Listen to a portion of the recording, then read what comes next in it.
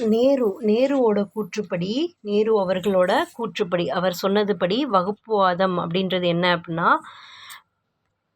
பிற்போக்குவாதிகள் நவீன உலகத்திற்கு பொருந்தாத காலாவதியான ஒரு கருத்தை விடாப்பிடியாக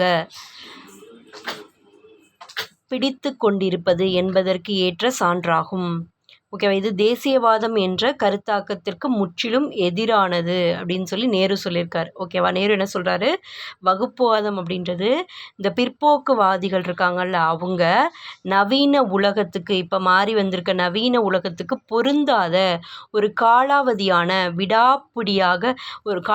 ஒரு கருத்தை விடாப்பிடியாக பிடிச்சுக்கிட்டு என்பதற்கு ஏற்ற சான்று, அதுதான் வகுப்புவாதம் அப்படின்னு சொல்கிறாங்க. இது தேசியவாதம் அப்படின்ற கருத்துக்கு எதிராக இருக்குது இந்த வகுப்புவாதம்ங்கிறது அப்படின்னு சொல்லி நேரு சொல்லியிருக்காரு. ஓகேவா? தென் மற்றொரு அறிஞர் கூற்றுப்படி வகுப்புவாதம் அப்படின்னா என்ன அப்படின்னா, வகுப்புவாதம் என்பது ஒரு குழு குறுகிய நோக்கில் மற்ற குழுக்கள் அல்லது அரசாங்கத்திடமிருந்து வரும் எதிர்ப்பை மடைமாற்றம் செய்யும் நோக்கத்துடன் அணி திரட்டும் திட்டமாகும்.